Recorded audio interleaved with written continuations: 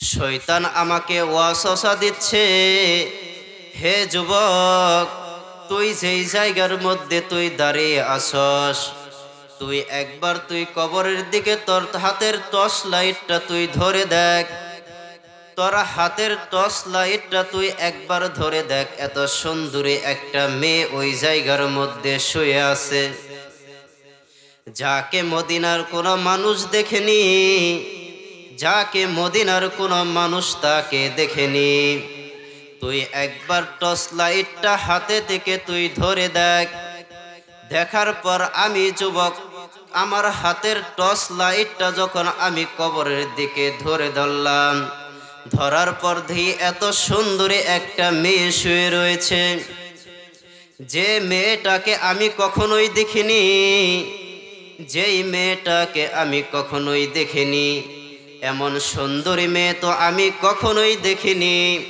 দেখার পর আমি তো ওই সুন্দরী মেয়েটার আমি আসক্ত হয়ে গেলাম। আসক্ত হয়ে যাওয়ার পর সুন্দরী মহিলার সাথে আমি জিনা করে ফেলেছি। হে নবীজি, আমাকে মাফ করবেন কিনা আমার আল্লাহ জানি না। নবীজি বলতেছেন, যাও যাও যাও যুবক, তুমি এই জায়গার মধ্যে থেকে তুমি চলে যাও, এই জায়গার মধ্যে তুমি চলে যাও।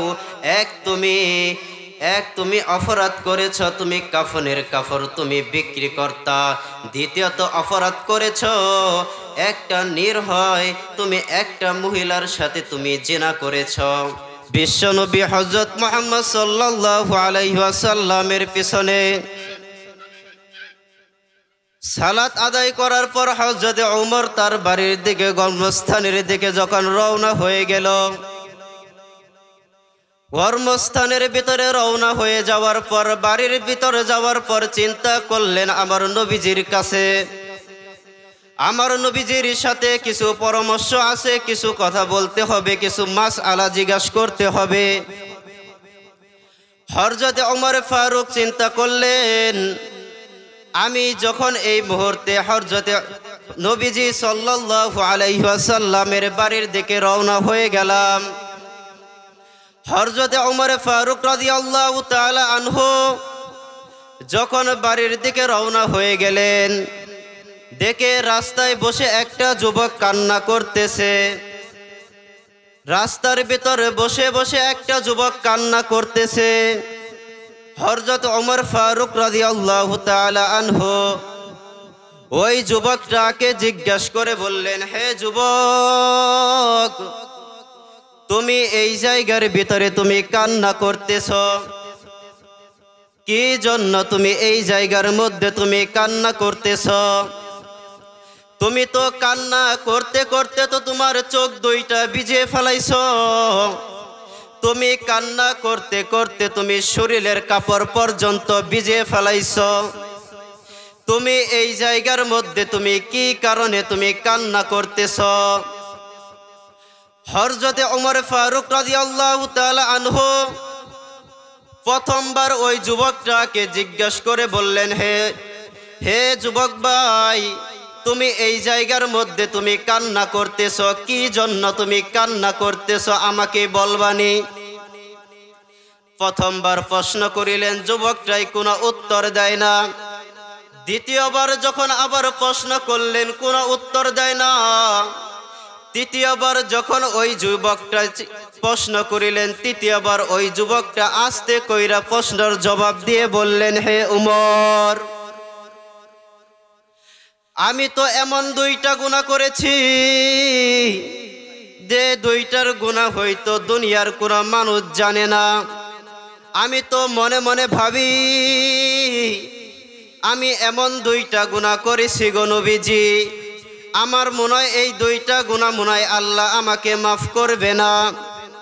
হযরত ওমরকে জিজ্ঞাসা করে বললেন, হে ওমর, তুমি এই জায়গার মধ্যে এসেছ, আমি এই জায়গার মধ্যে কান্না করতেছি, ঠিক আছে, এখন যদি তুমি পারো আমাকে একটু পরামর্শ দাও, আমাকে একটু পরামর্শ দাও। বিশ্বনবী হযরত মুহাম্মদ সাল্লাল্লাহু আলাইহি ওয়াসাল্লামের কাছে আমাকে নিয়ে চলো। এই জমিনের ভিতরে তো বিশ্বনবী এখনো জীবিত আছেন, বিশ্বনবী তো এখানেও জীবিত আছেন। আমাকে নবীর কাছে নিয়ে চলো। আমাকে নবীর কাছে নিয়ে যাওয়ার পর আমি নবীজিকে আমি সব কিছুই বইলা বলবো। হযরত ওমর চিন্তা করে বললেন, ঠিক আছে, হে যুবক, তুমি কি জন্য কান্না করতেছো আমাকে বলবা না? ঠিক আছে, তোমাকে আমি বিশ্বনবী মুহাম্মদ সাল্লাল্লাহু আলাইহি ওয়াসাল্লামের কাছে আমি তোমাকে নিয়ে যাব।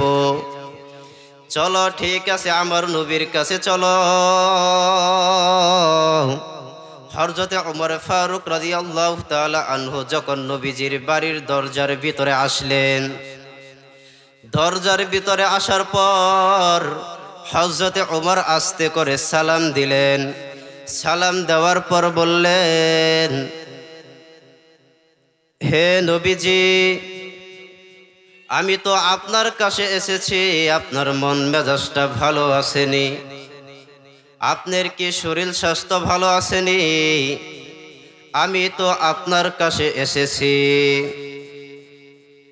নবীজি বলিলেন, ঠিক আছে ওমর, তুমি আমার কাছে এসেছো, কি জন্য তুমি এসেছো? বিশ্বনবী হযরত মুহাম্মদ সাল্লাল্লাহু আলাইহি ওয়াসাল্লাম উমরকে বললেন, হে উমর, তুমি এই জায়গার মধ্যে বসো, তারপর আমি তোমার কথা শুনতেছি। হযরত উমর বললেন, হে নবীজি, আমি আপনার কাছে একটা যুবককে নিয়ে এসেছি। আপনার কাছে একটা যুবককে নিয়ে এসেছি। এই যুবকটাই দেখি রাস্তার মধ্যে বসে বসে কান্না করতেছে, বসে বসে কান্না করতেছে। চক্ষু দুইটা ভিজিয়ে ফেলাইছে, তার জামাটাও ভিজিয়ে ফেলাইছে। কান্না করতে করতে মাটিগুলো ভিজিয়ে ফেলাইছে। এখন আমি ওই যুবকটাকে আমি প্রশ্ন করলাম, হে যুবক, তুমি এই জায়গার মধ্যে কান্না করতেছ, কি জন্য কান্না করতেছ? যুবকটাই কোনো জবাব দেয় না। প্রথমবার প্রশ্ন করলাম, যুবকটাই কোনো উত্তর দেয় না। দ্বিতীয়বার যখন আবার প্রশ্ন করলাম, তাও ওই যুবকটাই কোনো প্রশ্নের জবাব দিলেন না। তৃতীয়বার যখন আবার প্রশ্ন করলাম, ওই যুবকটাই আস্তে কইরা প্রশ্নের জবাব দিয়ে বললেন, আমাকে বিশ্বনবী হযরত মুহাম্মদ সাল্লাল্লাহু আলাইহি ওয়াসাল্লামের কাছে নিয়ে চলেন। আমি ওই জায়গায় যাইয়া আমার নবীজিকে বলবো আমি কি জন্য কান্না করতেছি। এখন নবীজি বলিলেন, যাও যাও যাও যাও, তুমি ওই যুবকটাকে নিয়ে আসো। নবীজি ওই যুবকটাকে নিয়ে আসার পর নবীজি ওই যুবকটাকে বলতেছে, মনে হচ্ছে তুমি কোনো পানাহার করো নাই, মনে হচ্ছে তুমি কয়েকদিন ধইরা ক্লান্ত, মনে হচ্ছে তুমি কোনো খাবার পর্যন্ত তুমি খাও নাই। আগে বসো, আগে পানাহার করো, তারপর যুবক আমি নবীজি তোমার কথা আমি শুনব। বিশ্বনবী হযরত মুহাম্মদ সাল্লাল্লাহু আলাইহি ওয়াসাল্লাম বললেন, হে নবীজি, আমার মনটাকে তো আমি মানাতে পারছি না। আমি কেমনে আমি খানা খাবো, আমি কেমনে আমি বিশ্রাম করব, আগে আমার কথাটা শুনেন। নবীজি বললেন, হে যুবক, তুমি এই জায়গার মধ্যে তুমি কি জন্য এসেছ? তুমি এই জায়গার মধ্যে কি জন্য তুমি এই জায়গার মধ্যে এসেছ? যুবকটাই বললেন, হে নবীজি, আমি তো 2টা গুনাহ করেছি গো নবীজি। আমি জানি না আমার 2টা গুনাহ আমার আল্লাহ মাফ করবে কিনা। আমি জানি আপনি নবীজি হচ্ছেন আল্লাহর বন্ধু। আপনি যদি আমাকে একটু সহযোগিতা করেন, তাহলে হয়তো আমার 2টা গুনাহ আল্লাহ মাফ করে দিবেন। ওই যুবকটাই প্রশ্ন করলেন, হে নবীজি, হে নবীজি, আমি তো 2টা গুনাহ করেছি গো নবীজি। 2টা গুনাহ, এমন 2টা গুনাহ করছি, আমার জানা মতে দুনিয়ার কোনো মানুষ এই 2টা গুনাহ করে নাই। আমি 2টা গুনাহ করছি। আমার 2টা গুনার প্রথম নাম্বার গুনাহ হচ্ছে আমি কবরস্থানের মধ্যে আমি যেতাম, যাওয়ার পর আমি কাফনের কাপড় আমি চুরি করে আমি বাজারের ভিতরে আমি বিক্রি করতাম। বাজারের ভিতরে বিক্রি করে আমি আমার পরিবারদেরকে আমি চালাইতাম, আমি আমার বাল বাচ্চাদেরকে আমি চালাইতাম। বিশ্বনবী হযরত মুহাম্মদ সাল্লাল্লাহু আলাইহি ওয়াসাল্লাম ওই যুবকটাকে বলতেছে, ঠিক আছে আমি বুঝতে পারছি তুমি 2টা গুনাহ করেছ। ওই কাফন চুর করলেই তো এত বড় গুনাহ হয় না, যে কারণে তোমাকে আল্লাহ মাফ করবে না, যে কারণে তো আল্লাহ তোমাকে মাফ করবে না। বিশ্বনবী হযরত মুহাম্মদ সাল্লাল্লাহু আলাইহি ওয়াসাল্লামের কাছে ওই যুবক বলিলেন, নবীজি শুধু একটা গুনাহ না, আমি তো আরো একটা গুনাহ করেছি গো নবীজি। আমি তো এমন গুনাহ করেছি, এই আসমান জমিন পাহাড় পর্বত কেউ যদি এক করা হয়, তারপরেও তো মনে হয় আমার গুনাহ তার চাইতেও আরো বড়। ওই যুবক আবার বলতেছে, এই আসমান জমিন পাহাড় পর্বত যত বড়, তার চাইতেও এই দুনিয়াটা, এই আসমান জমিন পাহাড় পর্বত জাহান্নাম জান্নাত যত বড়, তার চাইতেও তো গুনাহ আমার আরো চাইতে বড়। এখন নবীজি বললেন, তুমি কি কাউকে হত্যা করছনি? নবীজি বললেন, না না না, আমি কাউকে হত্যা করি নাই, আমি তো কাউকে হত্যা করি নাই। তাইলে কি ইয়ার চাইতেও কি বড় গুনাহ হতে পারে? যুবকটাই বলতেছে, হে নবীজি, হ্যাঁ ইয়ার চাইতেও তো আরো বড় গুনাহ করেছি। নবীজি বলতেছে, এই জান্নাত জাহান্নামের চাইতেও কি তোমার বড় গুনাহ নেই? যুবকটাই বললেন, হ্যাঁ হ্যাঁ হ্যাঁ, আমার তার চাইতেও আমার এই গুনাহটা আরো বড়। হে নবীজি বলতেছে, হে যুবক, পাহাড় পর্বত চাইতেও কি তোমার গুনাহটা বড় নেই? যুবকটাই বলতেছে, নবীজি, আমার মনটাকে তো এখনো আমি মানাইতে পারছি না, মনে হচ্ছে আমার ইয়ার চাইতেও আমার গুনাহটা আরো বড় গো নবীজি। নবীজি বলতেছেন, এই জান্নাত জাহান্নাম এর চাইতেও কি তোমার গুনাহটা বড় নেই? যুবকটাই বলতেছে, নবীজি, আমাকে আর লজ্জা দিয়েন না, আমাকে আর লজ্জা দিয়েন না, আবার মনে হচ্ছে তার চাইতেও আমার গুনাহটা আরো বড় গো নবীজি। বিশ্বনবী হযরত মুহাম্মদ সাল্লাল্লাহু আলাইহি ওয়াসাল্লামের কাছে আসলেন। যুবক ওই গুনার কথা বললেন, বলেন, না না না, আমার চার চাইতেও আমার গুনাহটা আরো বড় গো নবীজি। সমাধান চাও যদি জীবনের মরণে, ফিরে যাও খুঁজে নাও চোখ রাখো কোরআনে। সমাধান চাও যদি জীবনের মরণে, ফিরে যাও খুঁজে নাও চোখ রাখো কোরআনে। এতেই পাবে সুখ শান্তির ঠিকানা, এতেই পাবে সুখ শান্তির ঠিকানা, যদি মেনে নাও তুমি মনের প্রাণে। সমাধান সমাধান চাও যদি জীবনে মরণে, ফিরে যাও খুঁজে নাও চোখ রাখো কোরআনে। সমাধান, ও সমাধান। এতে চিরে অম্লান চিরে মুক্তির ডাক, এতে মহাবাণী খোদারি কালামে পাক। এতে চিরে অম্লান চিরে মুক্তির ডাক, এতে মহাবাণী খোদারি কালামে পাক। এই দুনিয়ায় আর সেই দুনিয়ার, এই দুনিয়ায় আর সেই দুনিয়ার, মুক্তি পাই আমি ওর জাহানে। সমাধান সমাধান চাও যদি জীবনে মরণে, ফিরে যাও খুঁজে নাও চোখ রাখো কোরআনে। সমাধান।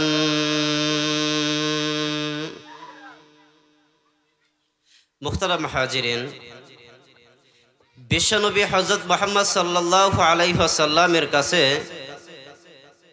যুবকটা এসে গুনার কথা যখন বললেন, গুনার কথা বলার পর নবীজি বললেন, বিশ্বনবী হযরত মুহাম্মদ সাল্লাল্লাহু আলাইহি ওয়াসাল্লাম যুবকটাকে বললেন, হে যুবক, আমি তো তোমাকে বললাম, তুমি তো বলতেছ এর চেয়ে তো আমি আরো বড় গুনাহ করেছি। এখন যুবক তুমি বলো, তুমি কি এমন গুনাহ করেছ গো? তুমি এমন কি গুনাহ করেছ গো যুবক? যুবকটাই কান্না করতেছে আর হাউমাউ কান্না করে বলতেছে, হে নবীজি, আমি তো এমন গুনাহ করেছি গো নবীজি, আমি তো এমন দুইটা গুনাহ করেছি গো নবীজি। মদিনা শরীফের মধ্যে আপনি তো একটা জানাজা পড়াইছিলেন গো নবীজি। নবীজি বলতেছে, হ্যাঁ আমি একটা জানাজা পড়াইছিলাম, ওই জানাজার সাথে তোমার গুনার কি সম্পর্ক গো যুবক? যুবকটাই কান্না করতেছে আর বলতেছে, নবীজি আমার তো সম্পর্ক আছে দেখেই তো আমি কান্না করতেছি। বিশ্বনবী হযরত মুহাম্মদ সাল্লাল্লাহু আলাইহি ওয়াসাল্লাম জানাজা পড়াইলেন। পড়ানোর পর যখন মদিনা শরীফের মধ্যে একটা সুন্দরী একটা নারী ছিলেন, ওই সুন্দরী নারীর জানাটা যখন আপনি নবীজি আপনি নিজে পড়াইলেন, নামাজ পড়ানোর পর যখন দুনিয়ার মানুষ যখন ওই মহিলার যখন মাটি দেওয়ার পর যখন চলে আসলো, চলে আসার পর রাত যখন গভীর হয়ে গেল, রাত গভীর হয়ে যাওয়ার পর আমি হাতের ভিতরে আমি টর্চ লাইট নিয়ে আমি ওই কবরস্থানের ভিতরে আমি রওনা হয়ে গেলাম নবীজি। আমি যখন রওনা হয়ে যাওয়ার পর আজকে যে মদিনা শরীফের মধ্যে যে জানাজাটা হয়েছে, ওই জানাজার কবরের দিকে আমি গেলাম। কবরের দিকে যাওয়ার পর আমি মাটিগুলো দুই ভাগ করে ফেললাম। মাটিগুলো দুই ভাগ করার পর আমি ওই কাফনের কাপড় আমি টেনে টেনে তুললাম। কাফনের কাপড় আমি টেনে টেনে তোলার পর যখন আমি জমিনের ভিতরে আমি পা রাখলাম, তখন ওই সুন্দরী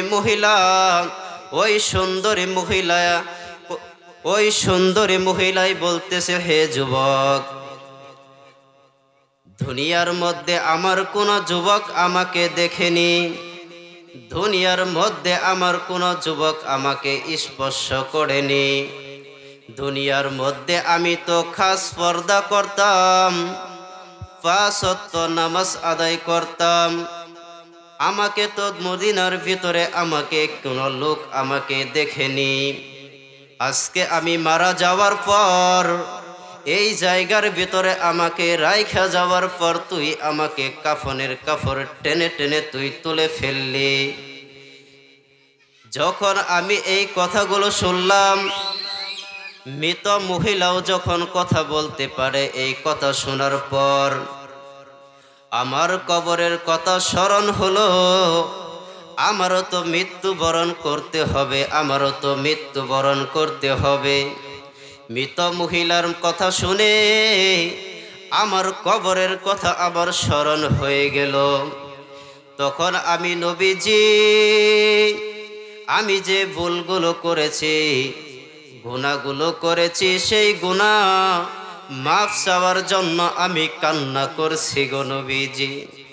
আমি জানি না আমার গুনাহগুলো আমার আল্লাহ মাফ করবে কিনা। বিশ্বনবী হযরত মুহাম্মদ সাল্লাল্লাহু আলাইহি ওয়াসাল্লাম বলিলেন, হে যুবক, তুমি এক গুনাহ করেছ, তুমি কাফনের কাপড় বিক্রি করতা। যখন মাই আতকে শোয়ায়ে থুয়ে আসতো, তুমি ওই কাপড়গুলো তুলে তুলে তুমি বাজারের ভিতরে তুমি বিক্রি করতা। দ্বিতীয়ত গুনাহ করেছ, ওই সুন্দরী মহিলার যখন কথা বলার পর আমার কবরের কথা যখন চিন্তা হয়ে গেল, এখন আপনারা বলেন, শয়তান আমাদের শত্রু নাকি বন্ধু? শয়তান তো হচ্ছে আমাদের প্রকাশ্যে শত্রু। শয়তান আমাকে ওয়াসওয়াসা দিচ্ছে, হে যুবক, তুই যেই জায়গার মধ্যে তুই দাঁড়িয়ে আসস, তুই একবার তুই কবরের দিকে তোর হাতের টর্চ লাইটটা তুই ধরে দেখ। তোর হাতের টর্চ লাইটটা তুই একবার ধরে দেখ, এত সুন্দরী একটা মেয়ে ওই জায়গার মধ্যে শুয়ে আছে, যাকে মদিনার কোনো মানুষ দেখেনি, যাকে মদিনার কোনো মানুষ তাকে দেখেনি। তুই একবার টর্চ লাইটটা হাতে থেকে তুই ধরে দেখ।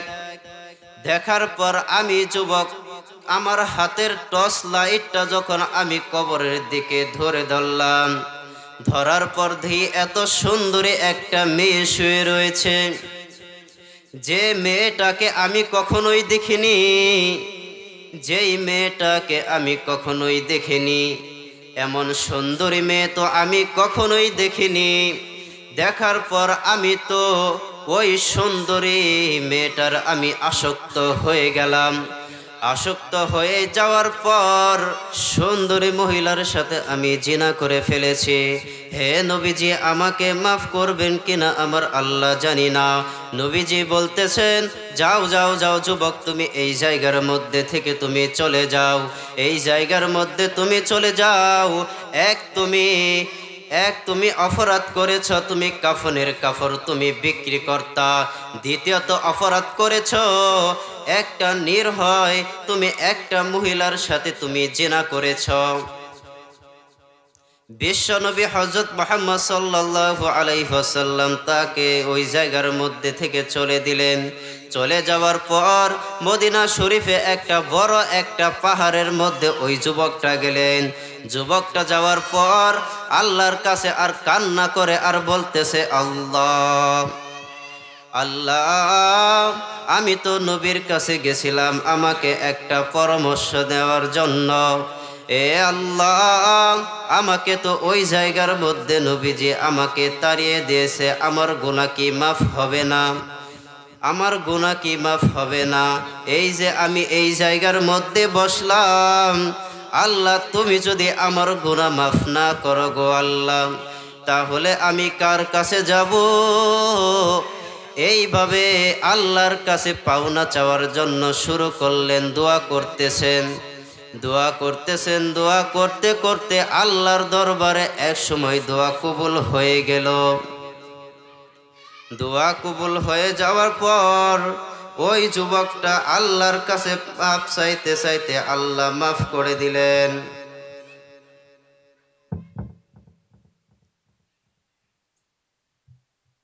আমি যদি কোনো দিন পথ ভুলে যাই, হাত ছানি দিয়ে কাছে নিও,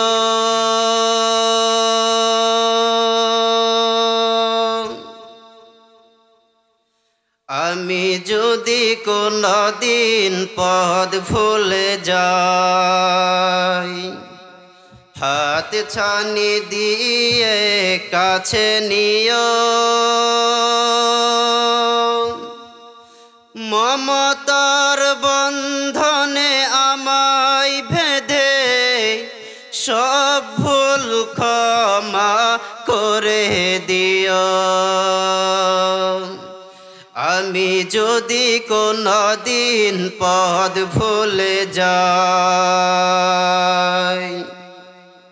হাত ছানি দিয়ে কাছে নিও,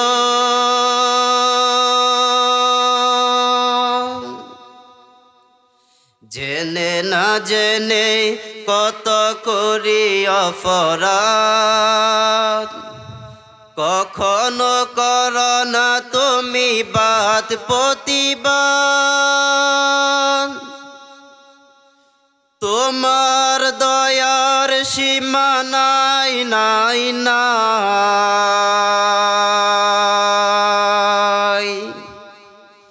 যেই দয়া পেতে আজ কাঁদি আমিও।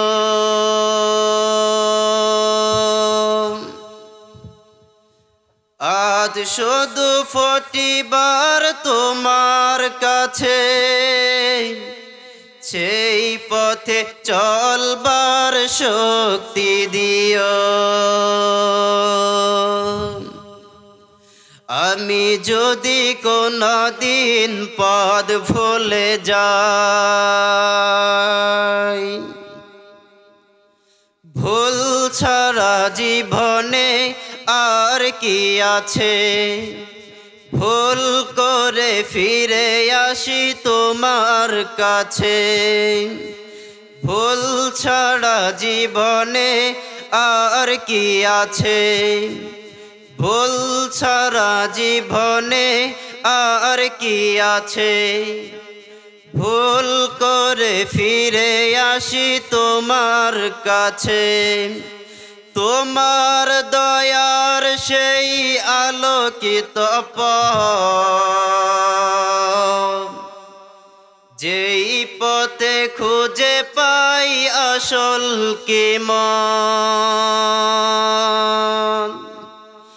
আমি যদি কোনদিন পথ ভুলে যাই, হাত ছানি দিয়ে কাছে নিও।